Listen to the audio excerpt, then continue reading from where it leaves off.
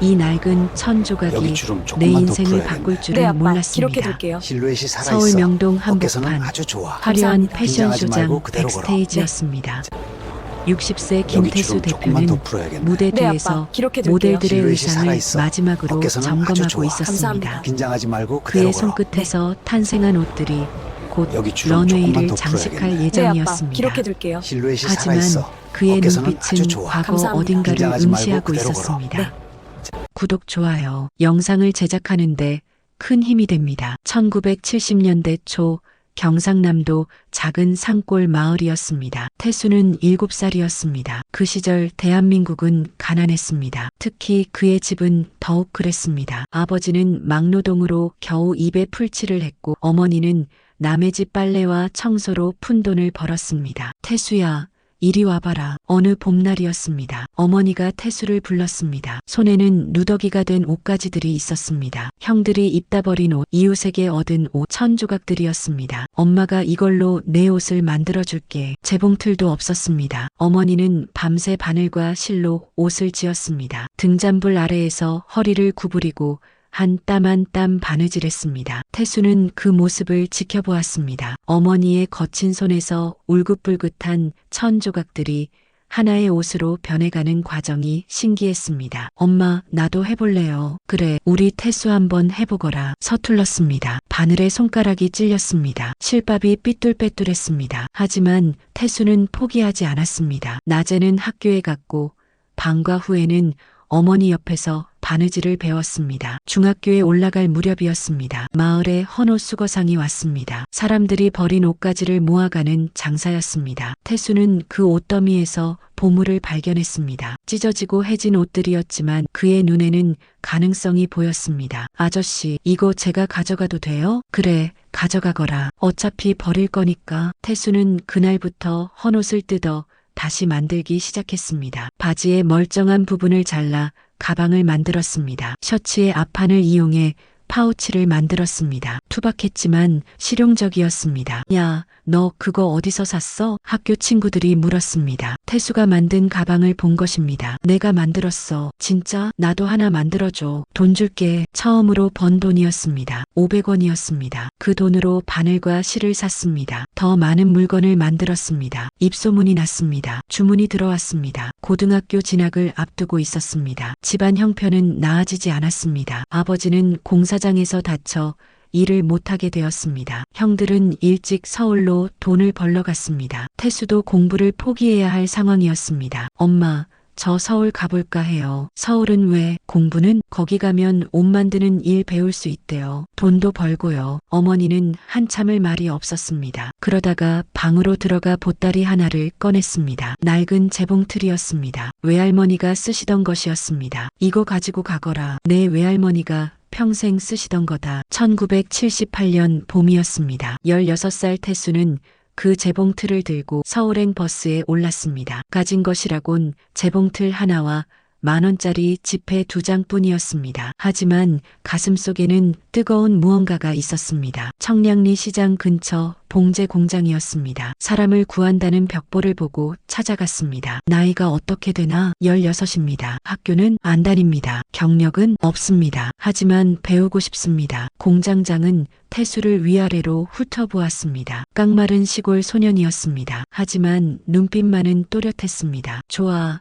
일단 한번 해봐. 한 달에 3만 원이야. 그렇게 태수의 서울 생활이 시작되었습니다. 새벽 6시에 일어나 밤 10시까지 일했습니다. 재봉틀 앞에 앉아 하루 종일 바느질을 했습니다. 손가락에 물집이 잡혔습니다. 허리가 끊어질 듯 아팠습니다. 하지만 태수는 불평하지 않았습니다. 오히려 눈을 빛냈습니다. 이곳에서는 옷을 만드는 모든 과정을 볼 수 있었습니다. 디자인부터 재단, 봉제, 마무리까지였습니다. 그는 선배들의 손놀림을 유심히 관찰했습니다. 쉬는 시간에는 버려진 천 조각으로 연습했습니다. 야, 김태수, 너 집에 안 가니? 저 여기서 좀 더 할 게 있어요. 모두가 퇴근한 후에도 태수는 공장에 남았습니다. 혼자 재봉틀을 돌렸습니다. 실패했습니다. 다시 시도했습니다. 밤을 새웠습니다. 1년이 지났습니다. 태수는 이제 혼자서도 옷을 완성할 수 있었습니다. 2년이 지났습니다. 공장에서 가장 빠르고 정확한 재봉사가 되었습니다. 3년이 지났습니다. 디자인까지 할 수 있게 되었습니다. 태수야,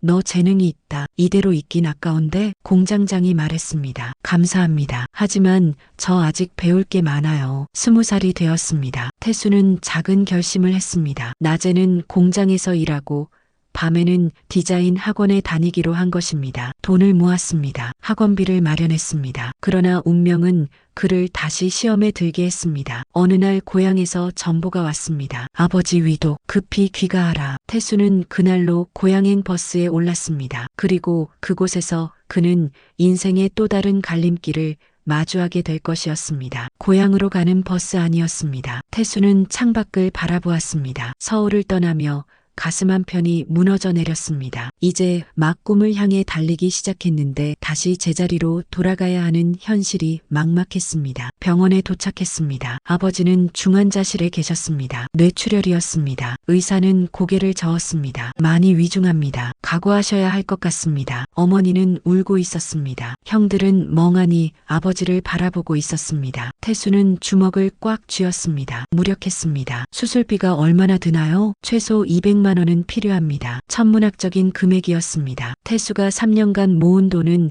50만 원이었습니다. 형들도 형편이 나았습니다. 집을 팔아도 부족했습니다. 제가 벌어볼게요. 태수가 말했습니다. 형들이 고개를 돌렸습니다. 내가 어떻게? 서울 가면 방법이 있을 것 같아요. 시간만 주세요. 하지만 현실은 냉혹했습니다. 아버지는 일주일 후 돌아가셨습니다. 수술도 받지 못한 채였습니다. 장례를 치렀습니다. 빚만 남았습니다. 병원비, 장례비까지 합쳐 300만 원이었습니다. 21살 태수는 다시 서울로 올라왔습니다. 하지만 이번에는 혼자가 아니었습니다. 어머니를 모시고 왔습니다. 형들은 각자 살기 바빴습니다. 막내인 태수가 어머니를 모셔야 했습니다. 태수야, 미안하다. 엄마 때문에. 괜찮아요, 엄마. 저 혼자서도 할 수 있어요. 청량리 쪽방촌이었습니다. 월세 3만 원짜리 방 한 칸을 얻었습니다. 화장실도 공동이었습니다. 부엌도 없었습니다. 하지만 그곳이 새로운 출발점이었습니다. 다시 봉제 공장으로 돌아갔습니다. 공장장은 반가워했습니다. 잘 왔다. 내가 없으니까 일손이 딸리더라. 하지만 월급 5만 원으로는 부족했습니다. 빚을 갚아야 했습니다. 어머니를 모셔야 했습니다. 태수는 낮에는 공장에서 일하고 밤에는 다른 공장에서 야간 작업을 했습니다. 하루에 4시간만 잤습니다. 어머니는 안타까워했습니다. 얘야, 너무 무리하지 마라. 엄마가 미안하구나. 아니에요. 전 괜찮아요. 하지만 몸은 거짓말을 하지 않았습니다. 3개월 후 태수는 공장에서 쓰러졌습니다. 과로였습니다. 병원에 실려갔습니다. 일주일간 입원했습니다. 그 사이 일을 못했습니다. 월급이 깎였습니다. 병원비가 나갔습니다. 이렇게는 안 되겠다. 태수는 생각했습니다. 단순히 일만 해서는 안 됐습니다. 더 효율적인 방법이 필요했습니다. 더 많은 돈을 벌 수 있는 방법이었습니다. 동대문 시장이었습니다. 새벽 3시부터 도매상들이 모였습니다. 태수는 그곳을 돌아다녔습니다. 관찰했습니다. 어떤 옷이 잘 팔리는지, 어떤 디자인이 인기 있는지 보았습니다. 저기요, 이 옷 어디서 만드나요? 왜? 내가 만들 수 있어? 한번 해보고 싶은데요. 도매상 사장님은 의심스러운 눈으로 태수를 보았습니다. 샘플 하나 만들어봐. 괜찮으면 주문할게. 태수는 샘플을 받았습니다. 집으로 돌아와 밤새 작업했습니다. 외할머니의 낡은 재봉틀을 돌렸습니다. 완성했습니다. 다음날 아침 가져갔습니다. 오, 괜찮네. 쉰벌 만들 수 있어? 네, 할 수 있습니다. 그럼 벌당 3천 원 줄게. 15만 원이었습니다. 공장에서 한 달 일한 것보다 많았습니다. 하지만 문제가 있었습니다. 혼자 서는 시간이 너무 오래 걸렸습니다. 엄마, 도와주실 수 있어요? 그럼 당연하지. 어머니와 함께 밤을 새웠습니다. 일주일 만에 쉰벌을 완성했습니다. 납품했습니다. 돈을 받았습니다. 처음으로 뿌듯했습니다. 다음에 또 줄게. 100벌. 주문이 늘어났습니다. 태수는 공장 일을 줄였습니다. 대신 집에서 하청 일을 받았습니다. 어머니와 둘이서 재봉틀 2대를 돌렸습니다. 수입이 늘었습니다. 하지만 또 다른 문제가 생겼습니다. 경쟁이었습니다. 동대문에는 수백 개의 봉제업체가 있었습니다. 더 싸게, 더 빠르게 만드는 곳이 많았습니다. 주문이 줄기 시작했습니다. 가격을 더 낮출 수 없어? 지금도 거의 남는 게 없는데요. 그럼 다른 데 알아봐야겠네. 태수는 고민했습니다. 가격 경쟁으로는 한계가 있었습니다. 다른 방법이 필요했습니다. 차별화가 필요했습니다. 어느 날이었습니다. 명동 거리를 걷다가 백화점 앞을 지났습니다. 쇼윈도에 전시된 옷들이 보였습니다. 화려했습니다. 세련되었습니다. 그리고 가격표를 보았습니다. 30만 원? 태수가 만드는 옷은 3만 원에 팔렸습니다. 10배 차이였습니다. 재료비는 크게 다르지 않을 것 같았습니다. 차이는 디자인이었습니다. 브랜드였습니다. 나도 저런 옷을 만들 수 있을까? 집으로 돌아와 스케치북을 폈습니다. 오래전 사고 싶었던 것이었습니다. 연필을 잡았습니다. 그리기 시작했습니다. 서툴렀습니다. 하지만 멈추지 않았습니다. 매일 밤 디자인을 그렸습니다. 낮에 본 옷들을 떠올리며 스케치했습니다. 자신만의 스타일을 찾으려 했습니다. 수백 장을 그렸습니다. 태수야, 이거 내가 그린 거니? 어머니가 물었습니다. 네.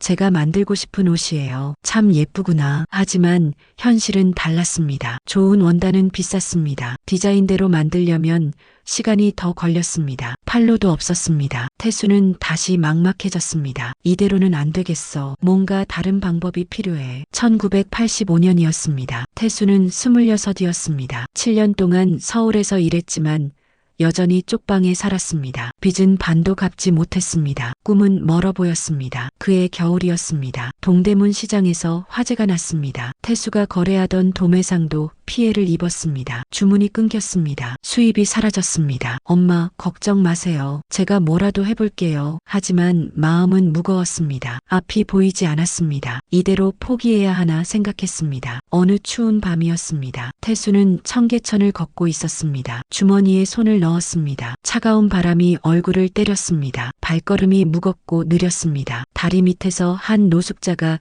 추위에 떨고 있었습니다. 낡은 담요 한 장이 전부였습니다. 태수는 멈춰섰습니다. 자신을 보는 것 같았습니다. 순간 떠올랐습니다. 어린 시절 어머니가 헌 옷으로 만들어준 옷이었습니다. 누더기 같았지만 따뜻했습니다. 그 옷을 입고 겨울을 났습니다. 그래. 처음으로 돌아가자. 내가 왜 옷을 만들고 싶었는지. 태수는 집으로 돌아왔습니다. 그리고 결심했습니다. 비싸고 화려한 옷이 아니라 사람들에게 정말 필요한 옷을 만들겠다고. 실용적이고 따뜻한 옷을 만들겠다고. 다음 날 아침이었습니다. 태수는 새로운 계획을 세웠습니다. 그리고 그것은 그의 인생을 완전히 바꿀 시작점이 될 것이었습니다. 태수는 작은 노트를 꺼냈습니다. 그리고 적기 시작했습니다. 사람들이 정말 필요로 하는 옷은 무엇일까? 편안하고 튼튼하고 가격도 합리적인 옷이었습니다. 엄마, 저 작업복을 만들어 볼까 해요. 작업복? 네. 공장에서 일하는 사람들이 입는 옷이요. 어머니는 고개를 끄덕였습니다. 태수도 어머니도 평생 작업복을 입고 살았습니다. 그 옷이 얼마나 중요한지 알았습니다. 태수는 청계천 공구상가를 돌아다녔습니다. 작은 공장들을 방문했습니다. 사장님, 작업복 어디서 사세요? 아, 그냥 시장에서 싸게 사지. 근데 금방 해져서 문제야. 제가 튼튼한 걸로 만들어 드릴 수 있는데 한번 써보시겠어요? 얼마나 튼튼한데 직접 확인해 보세요. 샘플 하나 드릴게요. 태수는 집으로 돌아와 작업복을 만들었습니다. 두꺼운 원단을 썼습니다. 이중 박음질을 했습니다. 주머니를 여러 개 달았습니다. 실용성을 최대한 고려했습니다. 일주일 후 다시 찾아갔습니다. 사장님, 어떠셨어요? 오, 이거 정말 튼튼하네. 다른 것보다 훨씬 좋은데? 얼마야? 벌당 10,000원입니다. 좋아.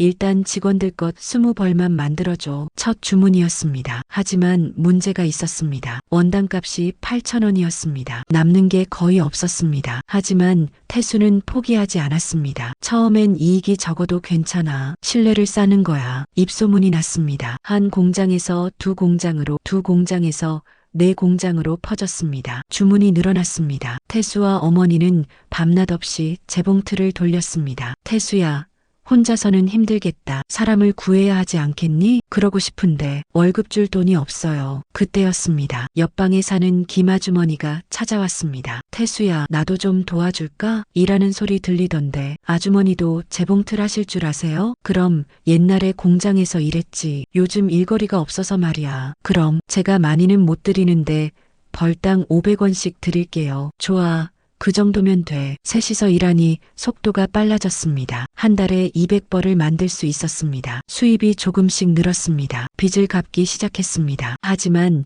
1987년 봄 위기가 찾아왔습니다. 대형 의류업체가 저가 작업복 시장에 뛰어든 것입니다. 대량 생산으로 가격을 반으로 낮췄습니다. 태수 씨, 미안한데 이번 달부터는 거기서 사야 할 것 같아. 단골 공장 사장님이 말했습니다. 가격이 너무 차이 나서 이해해줘. 한 곳, 두 곳, 주문이 취소되었습니다. 한 달 만에 주문이 반으로 줄었습니다. 수입이 급감했습니다. 이대로는 안 되겠어. 뭔가 달라야 해. 태수는 밤새 고민했습니다. 가격으로는 이길 수 없었습니다. 품질로 승부해야 했습니다. 그런데 어떻게? 며칠을 고민한 끝에 아이디어가 떠올랐습니다. 맞춤 제작이었습니다. 회사마다 필요한 기능이 달랐습니다. 기계공은 주머니가 많이 필요했습니다. 용접공은 불에 강한 원단이 필요했습니다. 페인트공은 쉽게 세탁되는 재질이 필요했습니다. 사장님, 회사 특성에 맞춰서 디자인해 드릴 수 있어요. 맞춤 제작? 비싸지 않아? 가격은 똑같습니다. 대신 정말 필요한 기능만 넣어드려요. 남아있던 몇몇 공장에 제안했습니다. 반응이 좋았습니다. 주문이 다시 들어왔습니다. 하지만 문제가 있었습니다. 일일이 다르게 만들어야 했습니다. 시간이 배로 걸렸습니다. 이렇게 하면 돈을 못 버는데 기마주머니가 걱정했습니다. 지금은 그래도 괜찮아요. 나중을 봐야죠. 태수는 믿었습니다. 좋은 제품은 결국 인정받을 거라고.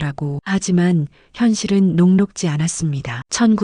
1988년이었습니다. 서울 올림픽이 열렸습니다. 나라 전체가 들떠 있었습니다. 하지만 태수의 삶은 여전히 팍팍했습니다. 쪽방에서 나가지 못했습니다. 빚은 아직도 100만 원이 남아 있었습니다. 그해 가을이었습니다. 어머니가 쓰러졌습니다. 당뇨였습니다. 합병증으로 눈이 나빠지기 시작했습니다. 엄마, 병원 가요. 괜찮아. 그냥 좀 피곤한 거야. 안 돼요. 꼭 가셔야 해요. 병원비가 나갔습니다. 약값이 나갔습니다. 어머니는 더 이상 재봉틀을 돌릴 수 없었습니다. 기마주머니와 둘이서 일해야 했습니다. 수입이 또 줄었습니다. 태수야, 내가 짐이 되는구나. 무슨 말씀이세요? 엄마는 제 전부예요. 하지만 마음속으로는 무너지고 있었습니다. 아무리 애를 써도 나아지지 않았습니다. 10년을 일했는데 여전히 가난했습니다. 꿈은 더 멀어지는 것 같았습니다. 어느 날 밤이었습니다. 태수는 창밖을 바라보았습니다. 서울 시내에 불빛이 보였습니다. 저 많은 사람들은 어떻게 사는 걸까? 왜 나만 이렇게 힘든 걸까? 포기할까? 처음으로 그런 생각이 들었습니다. 고향으로 내려갈까? 작은 가게라도 하나 차릴까? 이렇게 끝없이 달리는 게 맞는 걸까? 그때였습니다. 어머니가 방문을 열고 들어왔습니다. 얘야, 아직 안 자니? 네, 엄마. 생각 좀 하고 있었어요. 어머니는 태수 옆에 앉았습니다. 그리고 말했습니다. 태수야,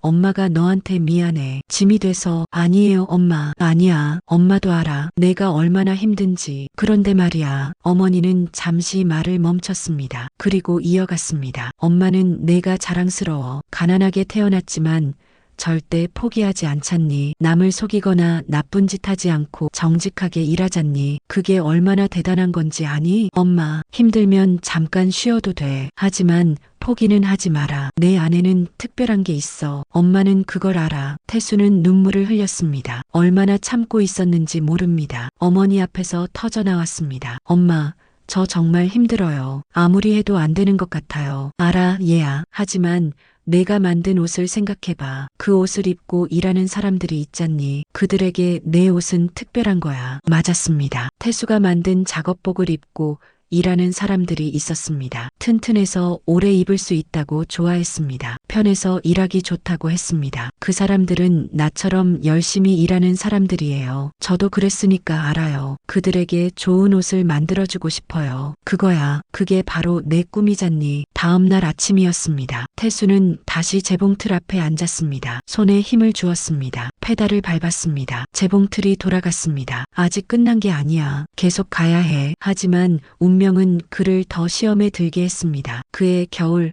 쪽방촌에 화재가 났습니다. 옆집에서 시작된 불이었습니다. 태수의 집까지 번졌습니다. 불이야 밖으로 뛰쳐나왔습니다. 어머니를 부축했습니다. 기마주머니도 나왔습니다. 소방차가 왔습니다. 불을 껐습니다. 집으로 다시 들어갔을 때 모든 것이 타버렸습니다. 재봉틀 2대, 원단, 만들다 만 작업복, 그리고 외할머니의 낡은 재봉틀까지 모두 제가 되었습니다. 태수는 그 자리에 주저앉았습니다. 아무 말도 나오지 않았습니다. 10년의 세월이 한순간에 사라졌습니다. 이제 정말 끝인가? 김아주머니가 울었습니다. 어머니는 넋을 잃었습니다. 태수는 고개를 떨어뜨렸습니다. 그런데 그때였습니다. 누군가 다가왔습니다. 공장 사장님이었습니다. 태수의 작업복을 입고 있는 단골 거래처였습니다. 태수 씨 소식 듣고 달려왔어요.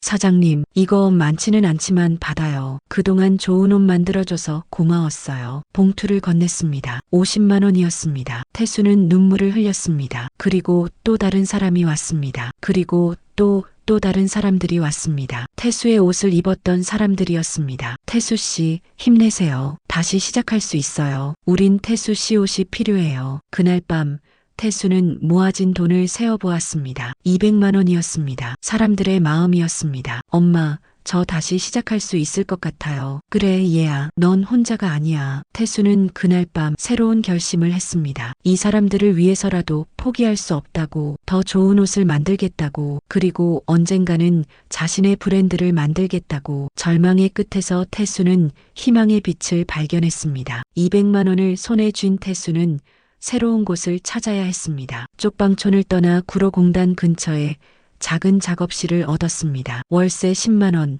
방 2칸짜리였습니다. 하나는 작업실로, 하나는 어머니와 함께 살 공간이었습니다. 여기서 다시 시작하는 거예요. 재봉틀 2대를 샀습니다. 중고였지만 튼튼했습니다. 원단을 샀습니다. 재료를 샀습니다. 그리고 간판을 달았습니다. 태수 작업복, 소박한 이름이었습니다. 하지만 그 이름에는 10년의 땀과 눈물이 담겨 있었습니다. 첫날부터 손님이 찾아왔습니다. 화재 소식을 듣고 도와줬던 사람들이었습니다. 태수 씨, 우리 회사 작업복 신벌 주문할게요. 저희도요. 30벌 부탁합니다. 주문이 밀려들었습니다. 태수는 감사했습니다. 하지만 동시에 부담도 느꼈습니다. 이 믿음을 저버리면 안 된다고 생각했습니다. 김아주머니도 다시 합류했습니다. 태수야, 나 혼자 있어봤자 심심해. 같이 일하자. 감사합니다. 아주머니. 셋이서 다시 재봉틀을 돌렸습니다. 새벽부터 밤늦게까지 일했습니다. 하지만 이번에는 달랐습니다. 희망이 있었습니다. 목표가 있었습니다. 태수는 매일 밤 노트에 기록했습니다. 고객들의 요구사항이었습니다. 어떤 기능이 필요한지, 어떤 불편함이 있는지, 어떻게 개선할 수 있는지 정리했습니다. 용접하는 분들은 불티가 튀니까 팔 부분을 이중으로 해야겠어. 페인트 공들은 주머니에 붓을 꽂으니까 여기를 보강해야지. 하나하나 개선해 나갔습니다. 고객들은 만족했습니다. 입소문이 더 퍼졌습니다. 구로공단, 영등포 공단, 성수동 공장들에서 주문이 들어왔습니다. 6개월이 지났습니다. 직원을 한 명 더 뽑았습니다. 이 아주머니였습니다. 재봉 경력 15년이었습니다. 잘 부탁드려요. 네, 열심히 하겠습니다. 넷이서 일하니 한 달에 500벌을 만들 수 있었습니다. 수입도 늘었습니다. 빚을 다 갚았습니다. 처음으로 통장에 돈이 모이기 시작했습니다. 1990년이었습니다. 태수는 31살이었습니다. 15년 만에 처음으로 여유가 생겼습니다. 어머니께 새 옷을 사드렸습니다. 맛있는 음식을 사드렸습니다. 얘야, 이제 너도 장가를 가야 하는 거 아니니? 아직이요, 엄마. 아직 할 일이 많아요. 하지만 마음 한편으로는 외로웠습니다. 또래 친구들은 다 결혼해서 아이를 낳았습니다. 태수는 여전히 혼자였습니다. 친구도 별로 없었습니다. 오직 일만 했습니다. 어느 토요일 오후였습니다. 작업실 문이 열렸습니다. 젊은 여성이 들어왔습니다. 여기가 태수 작업복 맞나요? 네, 맞습니다. 저는 은정이라고 해요. 근처 섬유회사에서 일하는데 소문 듣고 왔어요. 박은정 씨였습니다. 30살이었습니다. 섬유 디자인을 전공했다고 했습니다. 저희 회사에서 유니폼을 새로 만들려고 하는데 혹시 가능할까요? 물론이죠. 어떤 스타일을 원하시는데요? 단순한 작업복이 아니라 좀 더 세련된 디자인이었으면 해요. 사무실에서도 입을 수 있는 정도요. 태수는 고민했습니다. 지금까지 만든 것은 순수 작업복이었습니다. 세련된 디자인은 자신이 없었습니다. 제가 디자인은 잘 못하는데요. 그럼 제가 도와드릴까요? 디자인은 제가 하고 제작은 여기서 하면 어떨까요? 정말요? 네. 좋은 작업복을 만든다는 소문을 들었어요. 같이 해보면 좋을 것 같아요. 그렇게 은정 씨와의 협업이 시작되었습니다. 은정 씨는 디자인 스케치를 가져왔습니다. 태수는 그것을 현실로 만들었습니다. 처음에는 어색했습니다. 소통이 잘 안 됐습니다. 이 부분은 이렇게 하고 싶은데 그건 봉제상 어려워요. 그럼 이렇게 하면 어떨까요? 대화를 나눴습니다. 타협했습니다. 조금씩 맞춰갔습니다. 그리고 마침내 샘플이 완성되었습니다. 와, 이거 정말 괜찮은데요? 은정 씨가 환하게 웃었습니다. 태수도 뿌듯했습니다. 지금까지 만든 것 중 가장 세련된 작업복이었습니다. 실용성도 있었고 디자인도 좋았습니다. 섬유회사에 납품했습니다. 회사 측도 만족했습니다. 100벌을 주문했습니다. 그리고 얼마 후 다른 회사에서도 연락이 왔습니다. 혹시 우리 회사 것도 만들어 주실 수 있나요? 주문이 늘어났습니다. 은정 씨는 주말마다 작업실에 왔습니다. 새로운 디자인을 그렸습니다. 태수는 그것을 제작했습니다. 몇 달이 지났습니다. 태수와 은정 씨는 자연스럽게 가까워졌습니다. 일 이야기를 하다가 개인적인 이야기도 나눴습니다. 태수 씨는 왜 이 일을 시작하게 됐어요? 어릴 때부터 옷 만드는 걸 봐서요. 엄마가 바느질 하시는 걸 보고 자랐어요. 멋지네요. 저는 그냥 디자인이 좋아서 시작했는데 태수 씨는 이야기가 있네요. 은정 씨는요? 저요? 저는 평범해요. 그냥 예쁜 옷을 만들고 싶었어요. 대화가 편했습니다. 웃음이 많아졌습니다. 태수는 처음으로 일 외에 다른 것을 생각하게 되었습니다. 어느 일요일이었습니다. 은정 씨가 말했습니다. 태수 씨, 우리 산책 한번 할까요? 날씨도 좋은데. 네, 좋아요. 어색했지만 행복했습니다. 한강을 걸었습니다. 봄바람이 불었습니다. 벚꽃이 흩날렸습니다. 태수 씨, 저는 태수 씨가 정말 멋있다고 생각해요. 네, 진심으로 좋은 제품을 만들려고 하잖아요. 그게 느껴져요. 태수는 얼굴이 빨개졌습니다. 40을 앞둔 나이에 첫사랑 같은 설렘이었습니다. 1992년 봄이었습니다. 태수는 은정 씨에게 청혼했습니다. 저랑 결혼해 주시겠어요? 네, 좋아요. 소박한 결혼식을 올렸습니다. 하객은 많지 않았습니다. 어머니, 형들, 그리고 그동안 알게 된 고객들이었습니다. 하지만 따뜻했습니다. 은정 씨는 작업실에서 함께 일하기 시작했습니다. 디자인 담당이었습니다. 태수는 제작 담당이었습니다. 팀워크가 좋았습니다. 우리 이제 브랜드를 만들어 볼까요? 은정 씨가 제안했습니다. 브랜드요? 네. 태수 작업복이 아니라 제대로 된 브랜드요. 우리만의 이름을 만드는 거예요. 태수는 고민했습니다. 브랜드라는 건 먼 세계의 이야기 같았습니다. 하지만 은정 씨의 눈빛이 진지했습니다. 뭐라고 지을까요? 우리가 만드는 건 일하는 사람들을 위한 옷이잖아요. 그 의미를 담아서 두 사람은 밤새 이름을 고민했습니다. 수십 개의 이름을 적었다 지웠습니다. 그리고 마침내 결정했습니다. 뽀글이.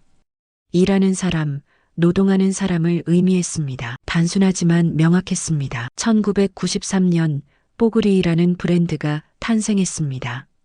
작은 브랜드였습니다. 하지만 태수에게는 20년 꿈의 결실이었습니다. 처음에는 변화가 없었습니다. 여전히 작은 작업실이었습니다. 하지만 차츰 달라지기 시작했습니다. 브랜드가 있으니 신뢰가 생겼습니다. 고객들이 뽀글이 옷이라고 부르기 시작했습니다.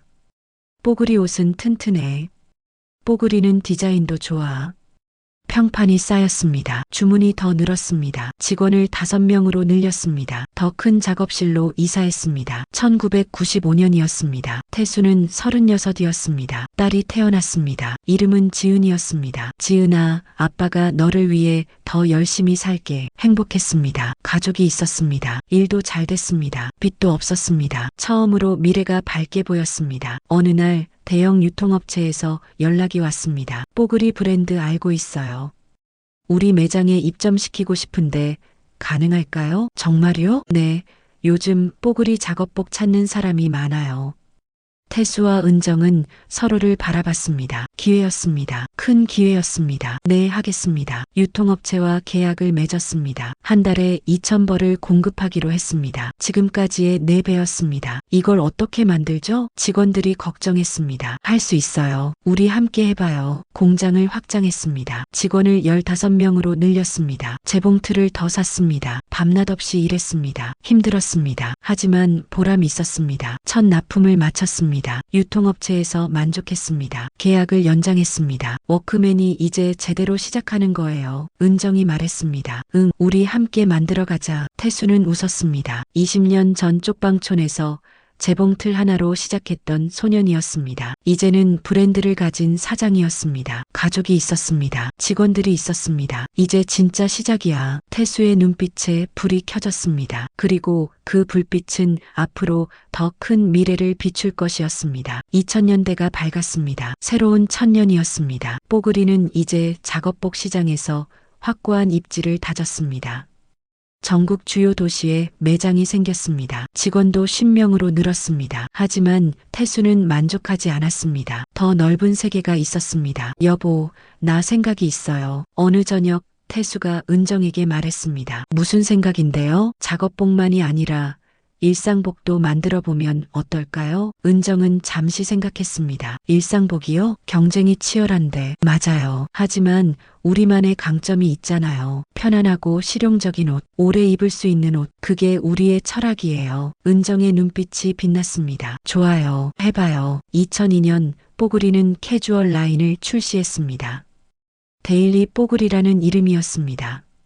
작업복의 내구성과 편안함을 일상복에 적용한 제품이었습니다. 처음에는 반응이 미지근했습니다. 사람들은 뽀글이를 작업복 브랜드로만 알고 있었습니다.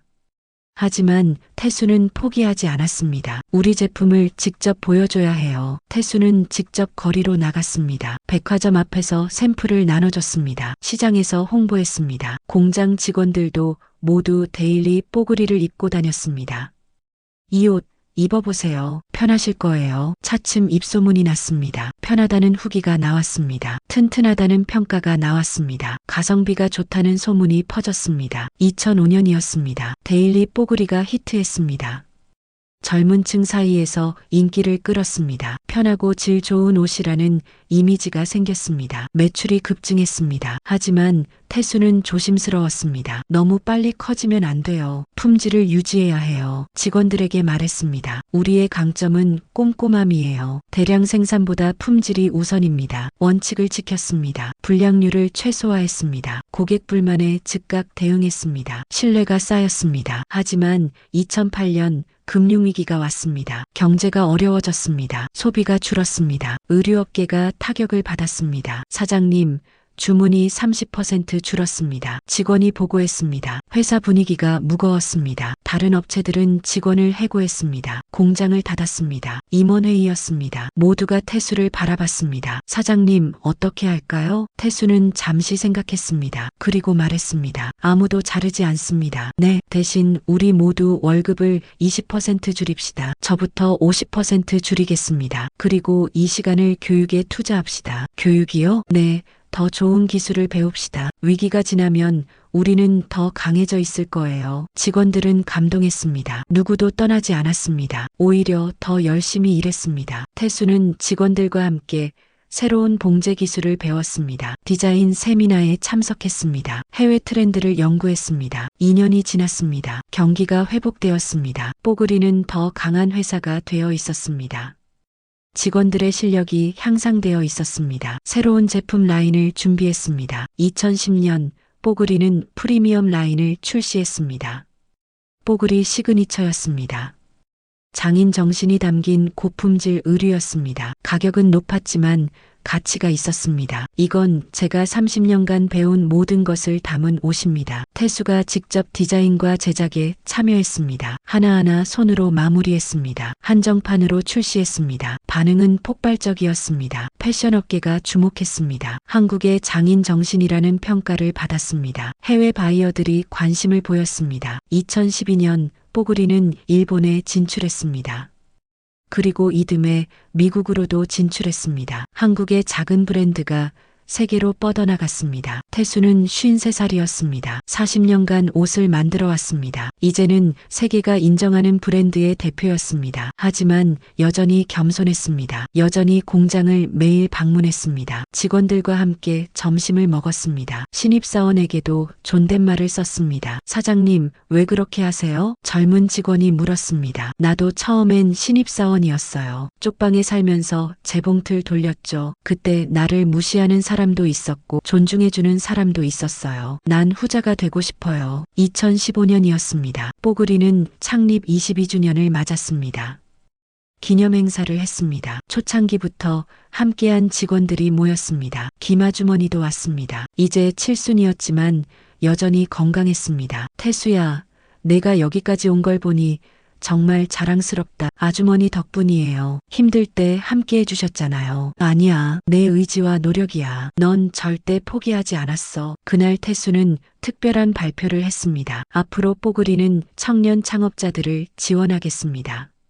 나처럼 꿈이 있지만 자본이 없는 젊은이들에게 기회를 주겠습니다. 박수가 터졌습니다. 태수는 자신의 과거를 잊지 않았습니다. 2018년 태수는 환갑을 맞았습니다. 딸 지은이는 대학을 졸업하고 회사에 합류했습니다. 디자인팀에서 일했습니다. 아빠, 저도 아빠처럼 좋은 옷을 만들고 싶어요. 그래, 우리 함께 만들어가자. 3대가 함께 일했습니다. 할머니 은정의 어머니 태수와 은정 그리고 지은이었습니다. 가족 기업에 따뜻함이 있었습니다. 2020년 어머니가 돌아가셨습니다. 88배 나이였습니다. 태수는 어머니 곁에서 마지막을 지켰습니다. 엄마, 제가 해냈어요. 엄마가 가르쳐 주신 대로 살았어요. 그래, 잘했어. 우리 아들 정말 잘했어. 어머니는 편안한 얼굴로 눈을 감았습니다. 태수는 울었습니다. 하지만 감사했습니다. 어머니가 보여준 인생을 살 수 있어서였습니다. 장례식장에는 수많은 사람이 찾아왔습니다. 직원들, 거래처, 그리고 워크맨 옷을 입었던 수많은 고객들이었습니다. 어머님이 태수 사장님을 키우셨기에 저희가 좋은 옷을 입을 수 있었습니다. 한 고객이 말했습니다. 태수는 고개를 숙였습니다. 2025년 봄이었습니다. 서울 패션 위크였습니다. 뽀글이가 초청받았습니다. 태수는 60세였습니다. 아빠, 준비됐어요? 지은이가 물었습니다. 응, 준비됐어. 무대 뒤였습니다. 모델들이 뽀글이의 최신 컬렉션을 입고 대기했습니다.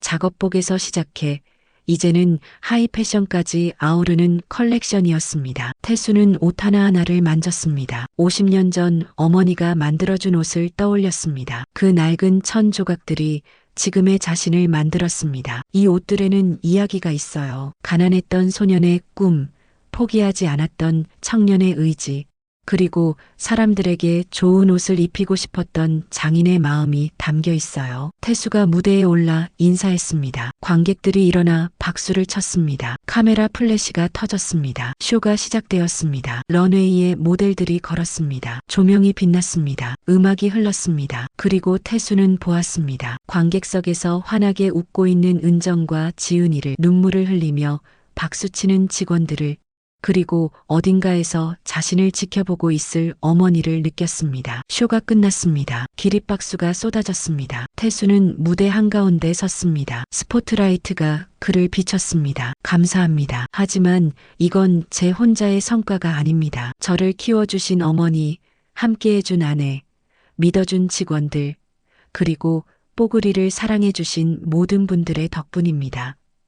태수는 깊이 허리를 숙였습니다. 그날 밤 집으로 돌아온 태수는 작은 상자를 꺼냈습니다. 오래된 상자였습니다. 열어보니 낡은 천 조각이 들어 있었습니다. 50년 전 어머니가 만들어준 옷의 일부였습니다. 엄마, 제가 여기까지 왔어요. 조용히 중얼거렸습니다. 창밖으로 서울의 야경이 보였습니다. 반짝이는 불빛들이 아름다웠습니다. 다음 날 아침이었습니다. 태수는 여느 때처럼 공장으로 출근했습니다. 60세였지만 여전히 재봉틀 앞에 앉았습니다. 손으로 천을 만졌습니다. 젊은 직원이 물었습니다. 사장님, 이제 직접 안 하셔도 되는데. 태수는 웃었습니다. 이게 좋아요. 내 시작이고 내 정체성이에요. 평생 옷을 만들며 살았고 앞으로도 그럴 거예요. 재봉틀이 돌아가기 시작했습니다. 익숙한 소리였습니다. 평생 들어온 소리였습니다. 그리고 그 소리는 여전히 아름다웠습니다. 보릿고개 시절 굶주렸던 소년이었습니다. 쪽방에서 재봉틀을 돌리던 청년이었습니다. 모든 것을 잃고